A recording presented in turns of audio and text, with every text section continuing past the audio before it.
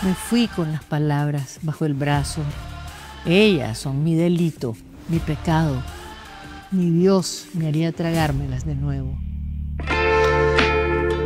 Esta mujer, de pechos en pecho y caderas anchas, que por mi madre y contra ella me gusta hacer.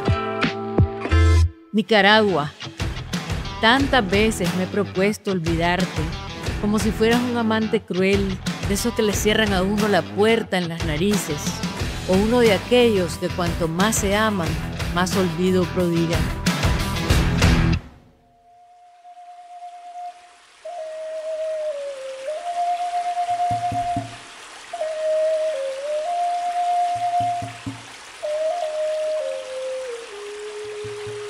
Centroamérica, el presente y sus pasados.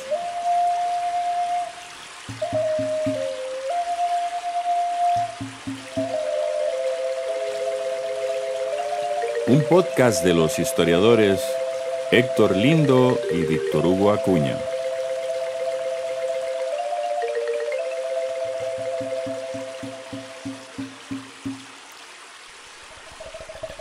Producido por la Universidad de Costa Rica.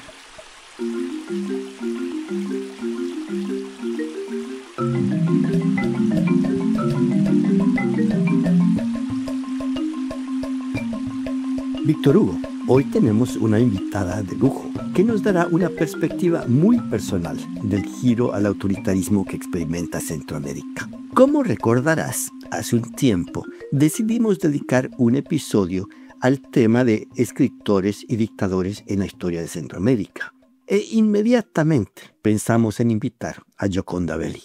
Con la generosidad que la caracteriza, ella aceptó dedicarnos parte de su tiempo. Un saludo, Héctor. El tema se presta para mucho.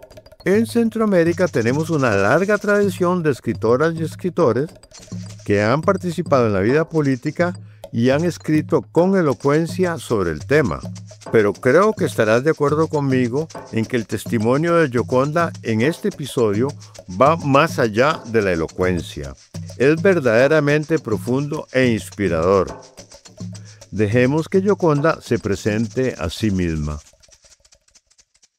Yo soy Gioconda Belli, soy una escritora, novelista y poeta nicaragüense que ha estado muy involucrada también en la lucha política de mi país y que ahora estoy en el exilio precisamente por ese compromiso que he tenido toda mi vida de luchar primero contra la dictadura de Somoza y ahora, pues desgraciadamente, con esta otra nueva dictadura que tenemos en Nicaragua que salió del mismo Frente Sandinista en la figura de Daniel Ortega y su mujer, Rosario Murillo. He escrito 9 novelas y 9 poemarios. Pueden ser 10, no me acuerdo. Y qué bueno, y me he dedicado a las letras desde hace mucho tiempo. Yo empecé a escribir poesía en los años 70 y después en 88 salió mi primera novela que se llamó La Mujer Habitada. Este es mi segundo exilio y en Costa Rica pasé 3 años del 76 al 79 hasta que triunfó la revolución. Tengo 4 hijos, 3 mujeres y un varón y además pues eso es un gran logro de mi parte. En Nicaragua, como en otros países autoritarios, el gobierno utiliza el sistema judicial para reprimir, silenciar y vejar a la oposición. En febrero de 2023, la dictadura Ortega Murillo utilizó los tribunales para quitar permanentemente la nacionalidad y sus propiedades a Gioconda Belli, Sergio Ramírez y 92 personas más. En efecto, se trataba de una sentencia a muerte civil. Bueno, mira, en primer lugar no coincido de que no existo. Un día aquí me llevaron al canal de televisión a entrevistarme y yo llevé mi pasaporte nicaragüense y lo rompí. Y les dije, este documento a mí no me hace nicaragüense, porque yo soy nicaragüense y voy a seguir siendo nicaragüense. Y cuando esta dictadura se acabe, yo voy a seguir estando en mis libros como una poeta nicaragüense, una novelista nicaragüense. Realmente es una arbitrariedad absurda esa de... ¿Y cómo nos sentimos? Bueno, yo me siento, por supuesto, como ante cualquier injusticia, me siento con rabia, con molestia, con tristeza por mi país sobre todo. Me parece que hemos entrado en Nicaragua en una época completamente alucinante que nunca nos hubiéramos imaginado, que yo de haber hecho no tengo ninguna culpa, digamos, como para que me hicieran esto. Nos hicieron esto además sin juicio, sin pruebas, sin derecho a la defensa, simplemente un papel que sacaron un día, el 16 de febrero de 2023, donde hacían una lista de 94 personas que nos quitaban la nacionalidad y nuestros bienes, nuestras casas, todo lo que teníamos, nuestra pensión de jubilación a los que ya éramos mayores. Entonces realmente uno no se siente diferente en el sentido de ser quien es. Yo no siento que he dejado de ser Gioconda Belli porque no aparezco en los registros de la dictadura. Yo tengo una fuerza diferente de mucha gente porque tengo esa carrera como escritora, porque existo en libros, porque tengo reconocimientos internacionales y tengo un reconocimiento social que me hace existir. Pero para un montón de gente ha sido terrible porque realmente los han puesto en una situación vital muy difícil.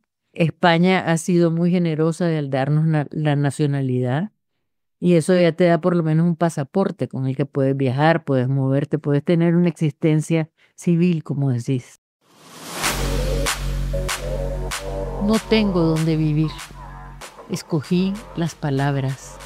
Allá quedan mis libros, mi casa, el jardín, sus colibríes, las palmeras enormes, las apodadas Bismarck por su aspecto imponente.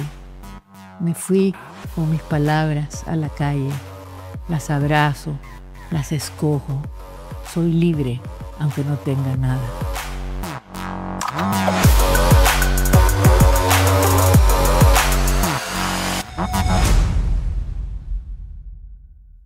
Para poner en contexto la sentencia que la despojó de sus propiedades y derechos ciudadanos, Gioconda Belli detalla aspectos de la trayectoria de Daniel Ortega y su esposa hacia el autoritarismo, incluyendo la represión que siguió a las protestas estudiantiles de 2018. La gente joven, el 10% de la población de Nicaragua se ha ido desde 2018. Para que se den una idea de la fuerza y de lo devastador que ha sido esa dictadura desde que inició ese proceso de venganza que tuvo que ver con la rebelión que hubo en 2018 precisamente contra lo que ya veíamos venir, que ya vivíamos, mejor dicho, que era la perpetuación del poder de Daniel Ortega y Rosario Murillo, violando la Constitución, violando lo que se había establecido, que era la no reelección, hasta llegar al punto de poner la reelección indefinida de Daniel Ortega.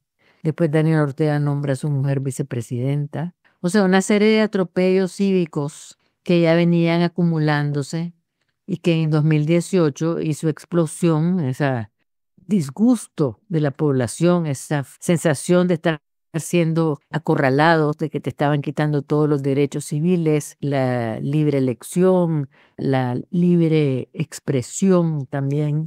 Estaban atacando a los que tenían una posición crítica con relación a la dictadura, y eso fue lo que yo hice. Como nos explica Gioconda, el ensañamiento de la dictadura con intelectuales con pensamiento crítico como ella es parte del manual de los gobernantes despóticos desde el comienzo de la historia. Bueno, es lo que se llama decirle la verdad al poder, ¿no? Que Nietzsche decía que decirle la verdad al poder es algo que el poder no tolera, y yo no soy la primera ni la última que me han expulsado. O sea, pensemos en el ostracismo, pensemos en Dante, pensemos en Víctor Hugo, pensemos en Grecia. Tenemos varios, no sé si Virgilio fue expulsado o enviado al ostracismo, no me acuerdo en este momento, pero hay varios grandes, Cicerón, o sea, que fueron obligados a irse porque no los toleraba el poder. Yo creo que el poder no tolera la verdad y no tolera la palabra, y sobre todo cuando la palabra es bien dicha. Yo creo que lo que a mí me hace diferente de otros que escriben es que lo escribo de una manera que es rotunda y que tiene la capacidad de desmantelar la mentira que ellos están armando. Entonces, Sergio Ramírez es igual. Mire, yo creo que como escritora yo tengo rato ya de tener una idea de la responsabilidad de los intelectuales y de la trascendencia de lo que uno hace, de la comprensión de que no estamos solamente en Nicaragua o solamente en América Latina y que somos una humanidad interconectada cada vez más y que entonces lo que hacemos tiene un reflejo y un eco más allá de las fronteras. Me gustaría pensar que todos somos ciudadanos del mundo y que lo que pasa en un lado es como la teoría del caos, ¿no? Eso de la mariposa batiendo sus alas en China puede causar un huracán en las costas del Caribe. En eso estoy bien comprometida. Yo soy una humanista. Creo en el ser humano, creo en que tenemos enormes potencialidades, creo que tenemos también enormes miserias, pero que aquellos de nosotros que queremos que la potencialidad positiva del ser humano sea lo que se imponga sobre fenómenos de masa, como por ejemplo el populismo que llevó a Hitler al poder, esos grandes errores de la humanidad que causan tantos muertos, lo que está pasando en Gaza, lo que está pasando en Ucrania. Creo que todos tenemos una responsabilidad y yo me siento parte de esa humanidad que lucha contra esas cosas, ¿no? Que lucha contra la injusticia y contra la falta de ética. Y creo que eso es un papel que han tenido los escritores a través de la historia, ¿no? Creo que ha habido una función más allá del ego y del ser, que es la función de ser parte de ser de esos vasos comunicantes que nos hacen a todos parte de la humanidad. En Nicaragua, una cosa interesante, que la mayoría de la intelectualidad nicaragüense, si te pones a pensar desde Rubén Darío, que fue un hombre que estuvo contra las tiranías, que escribió contra el imperialismo, ¿no? Que no vivió en Nicaragua, se fue a morir a Nicaragua.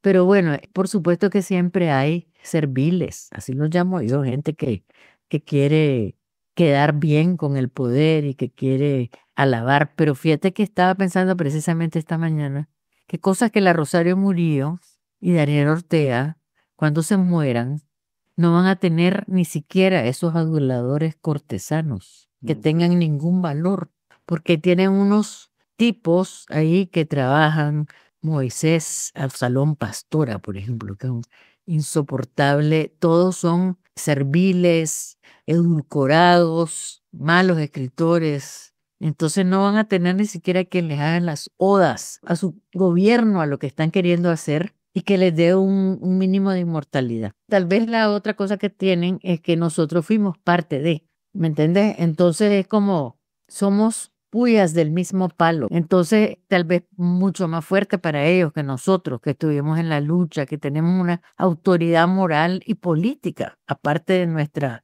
autoridad, digamos, literaria, seamos capaces de revelar y de dejarlo como al emperador, sin ropa, ¿no? Y decir, esta gente está haciendo esto no es lo que quería el sandinismo. O sea, han destruido el sandinismo. Yo el sandinismo ya casi no lo menciono porque ya lo destruyeron. Ya nunca nadie lo va a poder reconstruir porque ya la gente se quedó con esa idea como el somocismo.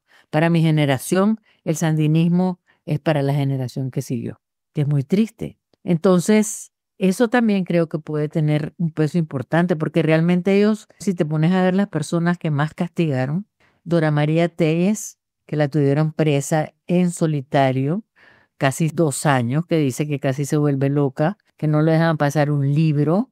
O sea, ese solitario de esta gente que los tuvieron presos, no, sin un libro. Hasta les borraban las etiquetas de los alimentos que les llevaban para que no leyeran nada. Ni siquiera la Biblia les pasaron. No les daban un lápiz, un papel. No podían ni escribir ni leer. Y estás encerrado todo el día en una celda. Después lo hicieron con Hugo Torres, al que lo mataron prácticamente. O sea, Hugo Torres se enfermó y no le daban atención. Y ya cuando le dieron atención y lo llevaron al hospital, ya era porque se moría. Eso le hicieron a Humberto Ortega. O sea, esta gente ha sido asesina, no solamente de los muchachos que se rebelaban en la calle, sino de gente que estuvo en la lucha, que saben, que ofrendaron su vida, que estaban dispuestos a dar su vida por la revolución. Si eres una mujer fuerte, prepárate para la batalla. Aprende a estar sola, a dormir en la más absoluta oscuridad sin miedo, a que nadie te tire sogas cuando ruja la tormenta, a nadar contracorriente. Entrénate en los oficios de la reflexión y el intelecto. Lee, hazte el amor a ti misma. Construye tu castillo, rodéalo de fosos profundos, pero hazle anchas puertas y ventanas.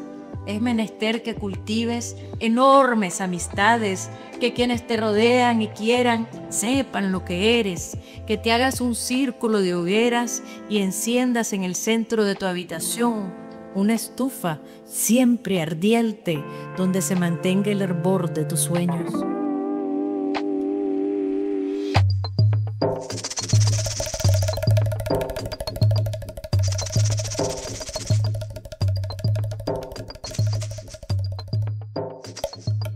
Víctor Hugo, Roque Dalton decía en un inolvidable poema: yo llegué a la revolución por la vía de la poesía.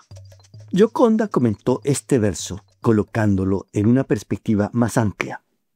Me parece que es una de las vías que lo llevan a uno. Si yo no diría solamente la poesía, sino la palabra. Porque en mi caso, por ejemplo, yo diría que a mí me afectó mucho lo que leí, ¿no? Más que la poesía en sí, me afectó haber leído a Los Condenados de la Tierra de Frantz Fanon, leer Pulitzer, leer filosofía, leer, no sé, las historias de los pueblos en lucha, sobre el colonialismo.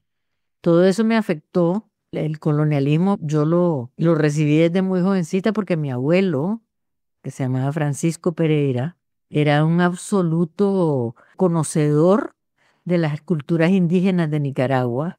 Él fue de los que descubrió dónde estuvo León Viejo, por ejemplo.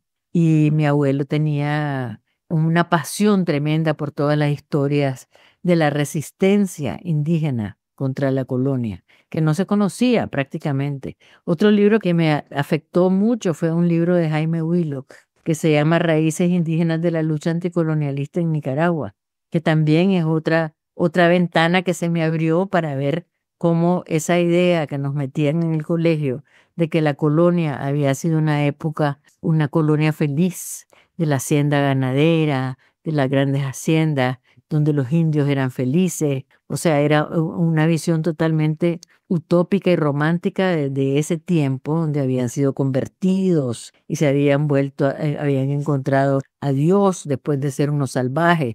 Nosotros estudiamos muchísimo, cosa que ya nos pasa, pero yo me acuerdo que uno de los compañeros que lo mataron, Eduardo Contreras, siempre nos hablaba de la historia. Estudien historia de Nicaragua y su tesis de la insurrección venía de la historia de Nicaragua. Decía, la insurrección ha sido el método de lucha de los nicaragüenses a través de la historia. Entonces eso, mira, hay que hacer pequeños golpes, cuartelazos. Eso era cuando se cambió la estrategia de pasar de la montaña y la idea del foco guerrillero.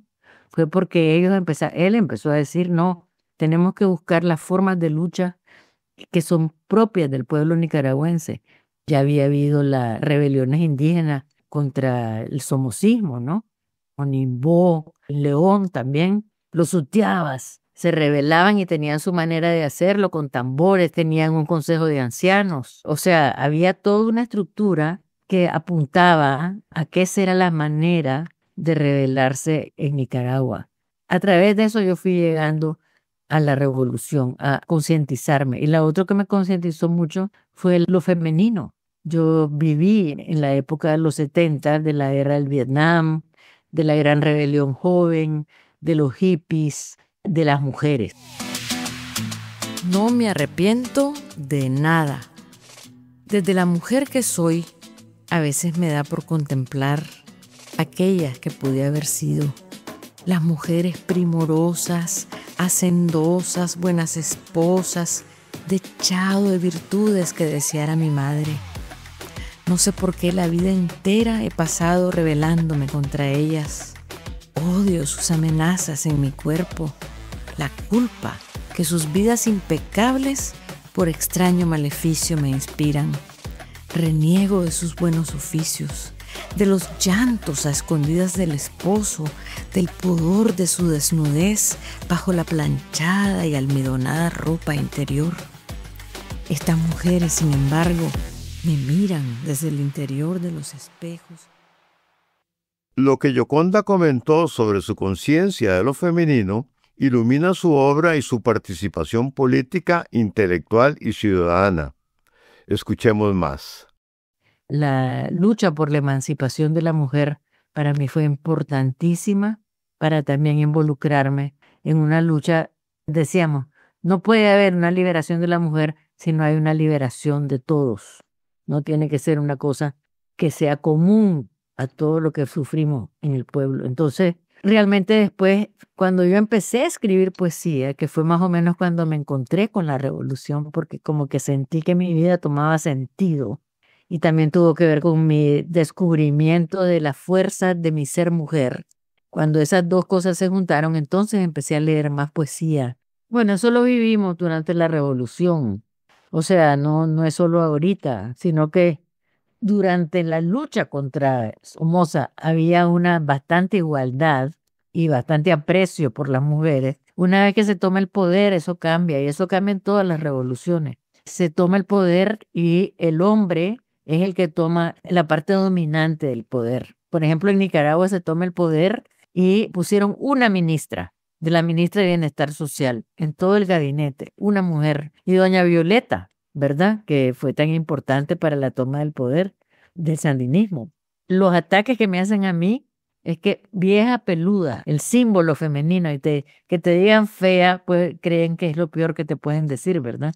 Y entonces eso, vieja peluda, ¿qué más me dicen? Que no sabes hablar, que no sabes escribir, o sea, todo lo que son las bases de mi identidad, digamos. Entonces las atacan, y la Rosario Murillo, si uno lee su discurso, es un discurso bien machista también, porque a la mujer solamente la tienen como número. Es lo más paradójico que Nicaragua aparece en las estadísticas mundiales como el 5º país más desarrollado en términos de la presencia de la mujer, porque ella lo que ha hecho es un cálculo estadístico. Entonces pone a las mujeres en posiciones de poder, pero no les da ningún poder, ¿no? Y entonces son como figuras nada más. En la televisión hicieron un experimento divertido que fue ir a entrevistar en la calle a ver si la gente se sabía los nombres de las ministras, y nadie se las sabía, ¿no? Entonces hay ese manejo, y eso puede tener que ver con que les molesta quién soy yo, pero además yo los he molestado a propósito. Para mí hay que provocar, o sea, yo siempre he sido partidario de la provocación, porque yo pienso que todas estas grandes verdades dogmáticas en que a veces se montan las sociedades tienen que ser atacadas de una manera inteligente, o sea, no solamente haciendo protestas, sino que también creo que eso es parte del ser intelectual, que uno pueda destruir, desmantelar y deconstruir esas verdades supuestamente inamovibles sobre las que se basan un montón de injusticias en la sociedad. Yo siempre digo que las mujeres, si uno se pone a analizar el paradigma, los paradigmas que nos ponen a las mujeres desde chiquitas nos cuentan el cuento del paraíso terrenal. Eva, la que destruyó todo. Eva causó el fin del paraíso terrenal, se acabó. O sea, fue la que causó el fin, la caída del ser humano. Y eso lo aprende uno desde niña. El otro paradigma, ¿quién es? La Virgen María. Una mujer virgen, que además en el dogma de la iglesia dice que fue virgen antes del parto, durante el parto y después del parto, lo cual es absolutamente imposible. Entonces, pero te ponen esa mujer santa, decente, vestida de madre, abnegada, y la Eva es la mala, la Eva es la tentadora, la que sale desnuda, ¿no? Entonces realmente uno tiene que enfrentarse con esos paradigmas. Y te amo, patria de mis sueños y mis penas, y te llevo conmigo para lavarte las manchas en secreto, susurrarte esperanzas y prometerte curas y encantos que te salven.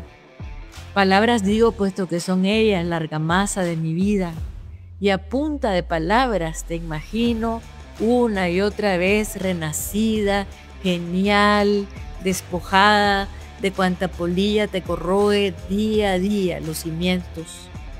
Arranco de tu pelo a los que te venden, te roban y te abusan. Te cuento cuentos en la esquina de mi almohada. Te arropo y te tapo los ojos para que no veas los verdugos que llegan a cortarte la cabeza. Tierra, paisaje, yo moriré, morirán mis angustias, pero vos seguirás anclada en el mismo lugar, acurrucando mis memorias y mis huesos.